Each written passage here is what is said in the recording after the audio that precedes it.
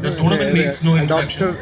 I don't know whether Syed Kirmani needs an introduction, especially for the cricket fans who have passionately followed what we believe the resurgent era of Indian cricket, that is from 70s to the 80s. For those who belong to that era and for those who followed cricket in that era, Syed Kirmani needs no introduction at all.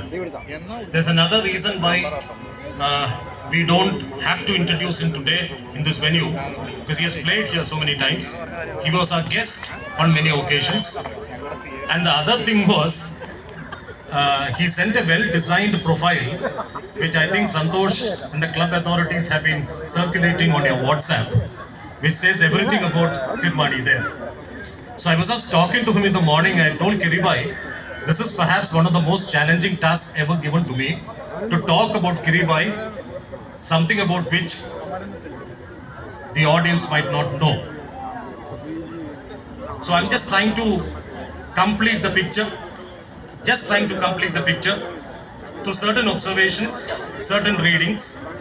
It comes with a disclaimer, please, that all these are very personal opinions. They're very, very personal opinions. I'm not getting an argument with anybody at all. I was watching a one-day international match in Bangalore, Chinnaswamy, India versus England. It was after the Kirmani Bhai had just moved off and India had a new wicketkeeper. I'm not naming the wicketkeeper, I'm not naming the match also. Watching the game, Mike catching, there was a catch which the new wicketkeeper, it was a tough catch down the leg side, which the wicketkeeper dropped. An elderly gentleman sitting next to me was heard muttering, Kirmani would have definitely got that. I'm not joking. And he added that bring him even today and he will keep better. Anybody who saw Kirmani keep would say that that was right. And what I'm trying to say is, that was the image that Kirmani created in the public consciousness, and it still remains. Kiribai, as most of us call him, was India's, as so many others said, India's best ever wicketkeeper. No doubt about that. Statistics would say something else, and I'm not interested in trying to form a story based on statistics or records. Should I wait for a moment? I'll just wait for a moment till this passes. Okay, will pass.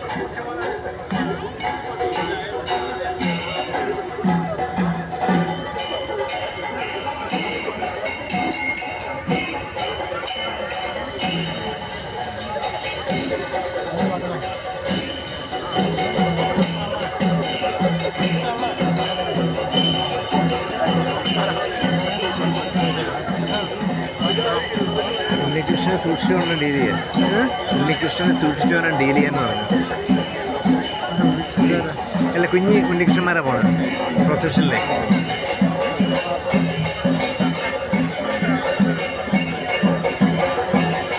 Shy would just like a Shall I take one for you? It's not worth it. White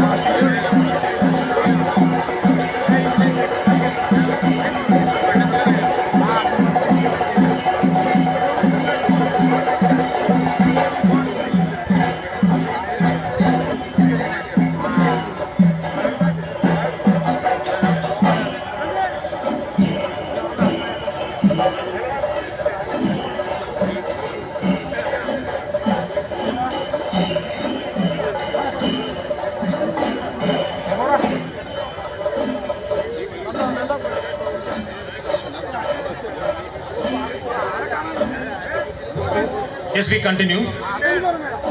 Now here, Kiribai was a self-taught cricketer, and there are many cricketers who played with him, cricket writers they turned into, including Sunil Gavaskar, who have written about how Kiribai used to train using bricks on either hands in a small park near his place because he could not afford to buy gloves. And right up to that time, all of us know, India won the 1983 World Cup. The team had no coach. It did not have that huge paraphernalia of fitness coaches, managers, bowling coach, batting coach, nothing at all. He was such a kind of a wicketkeeper. Absolutely physically fit, athletic. Kiribai was absolutely fluent, flexible behind the wicket. Very rarely did you see him dive to stop a ball or to get a catch. People used to say about Bob Taylor that he was as smooth as silk, but I would say that Kiribai was smoother than that behind the wicket. He used to spot the movement of the ball, the turn and the bounce so very quickly that he did not have to dive left and right, leg side and off side, and come back with dirty wides. He never did that. As a wicketkeeper, he was not ebullient, he was not showy, he was not flashy, but simply reliable and efficient. And he appealed only when he was sure. I'll give you an incident for that. And Kiribai, another thing, he never struck a conversation with the opposition at all. He finished, he walked up to the other end, came walking to the other end. No indulging in any conversation with the opposition at all during the match. He went about with his wicket-keeping job with absolute intense concentration. And the tribute for his reliability comes from three of his captains, Bishan Singh Bedi, Sunil Gavaskar and Kapil Dev. During their time, whether it was fast bowlers or for the spinners, there was no first slip at all when Kiribai was behind the stumps. You just take a look at it. No first slip.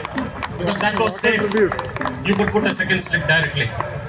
And one particular instance all of us would remember was that spectacular catch in the 83 World Cup final. Balwinder Sindhu was the bowler, Foul Backus was the batsman, and that catch, if you rewind that catch once again, you will understand what I'm trying to say. From where he picked up the catch. Not diving, simple, fluent, smooth movement. Again, you look at the test matches that he played. There were at least 2 test series, one of 5 matches and one of 3 matches. And Kiribai did not concede a single bye. Not a single bye in 2 test series. I get to see wicketkeepers do that. And again in that 1983 World Cup, that low scoring match, there were 14 extras that India conceded, 14. There were wides and no balls, nothing more. That was how he kept wickets. I still remember an article written by Ray Robinson, the famous Australian journalist and writer. He said that Kirmani will always be remembered for his partnership with B.S. Chandrasekhar. Chandra, Ray Robinson says, was a wicketkeeper's best friend and provided Kirmani with dozens of spectacular stumpings and catches. We have seen Chandra here too. And let me add to that. Keeping wickets, any wicketkeeper would tell you, keeping wickets to spinners is very tough. And keeping wickets to Chandrasekhar, you know what it was. And it was perhaps the real test of the skill of a wicketkeeper. And on a turning wicket, Chandrasekhar was a nightmare for any wicketkeeper. And perhaps the only wicketkeeper who read the range of deliveries of the spinners so well was Kiribai. I read a tribute paid to Kirmani by former New Zealand wicketkeeper Warren Lees. I don't know how many would remember Warren Lees. Now Warren Lees wrote in that tribute that that most difficult phase in a test match is that last hour before the day ends. That last hour. You need intense concentration after being exposed to the elements, after concentrating for the whole day. And Kirmani's wicket keeping to Chandra right through a hot day, and seeing Kirmani so sharp at the end of a day like he was at the beginning of the day was a revelation. That is what Warren Lee says. It was such a revelation. And he added to say that when we did not know how to play Chandrasekhar, God alone knows how he was able to keep to Chandrasekhar. And I think Kirmani should give us the secret behind that. So these are things that make him a great wicketkeeper. Kiribai, for me personally, was, now this term would sound rather strange. He was a specialist wicketkeeper, like those in his era, not today. Today, a batsman who can bat and can stop the ball behind the stumps, quite okay, walks into the team as a wicketkeeper. But not those days. Those days, I asked so many of my friends, I asked Kiribai also in the morning, can you name all the wicketkeepers in the test playing nations today? It's going to be tough. You will think about one, you will think about two. Forget India. You look at the other test playing nations and tell me, who are the wicketkeepers? There was a time in the past when we knew all the wicketkeepers. That is because they were specialists. They were in the team only for their wicket keeping basically, and batting was a bonus. And though Kiribai would disagree, I feel that this was one reason that he did not achieve that amount of success as a batsman. What he says in many of his interviews is that there were no coaches those days, nobody who actually picked that talent of a batsman. But for me, I feel the concentration was so much on wicket keeping that batting was compromised a bit. But then, otherwise, he would have been, I would consider, as successful a batsman, he would have been as successful as the other Kirmani. There was another Kirmani who was so successful, one of the greatest of the Kirmanis in world cricket. Very few people know him by that name. You would know it, but I don't know how many others know of that great batsman who came by the name of Kirmani. His name was Syed Zahir Abbas Kirmani. That was his full name. Oh. Zahir Abbas Kirmani, and we have Syed Mujtaba Hussain Kirmani. And if he had concentrated on his batting, I'm sure he would have been as great as Zahir Abbas Kirmani. He handled, and you look at some of his batting exploits. I'm running through this. I'm not getting into statistics again. What a batsman he was. Look at how he handled Jeff Thompson during an Australian tour. Look at how he batted defiantly for 3 hours and more against a fiery Imran Khan at Lahore, Pakistan, to save a match for India. He did that. And again, his first test 100, he scored 2 hundreds, and both the time I think India won the game. Both those hundreds came at Wankhede. Now this first 100 against Australia, just before the end of the day, India lost 3 wickets including Sunil Gavaskar, and he was asked to go in as night watchman. He went in as night watchman. The next day he batted, got that 100. The game was saved. The second instance, when India lost 7 wickets, he, along with Ravi Shastri, for the 7th wicket, put on 236 at Wankhede against England, and again that game India won. He was India's man of crisis. Very few people can go by that term. Again, 1983 World Cup, everybody knows. 17 for 5 India against Zimbabwe. 140 for 8. And then a nearly 120 odd run partnership with Kapil Dev, and India was on the way to victory. Again it was Kirmani over there. Now, he was always a star on and off the field. I'm not getting into his cinema and all that.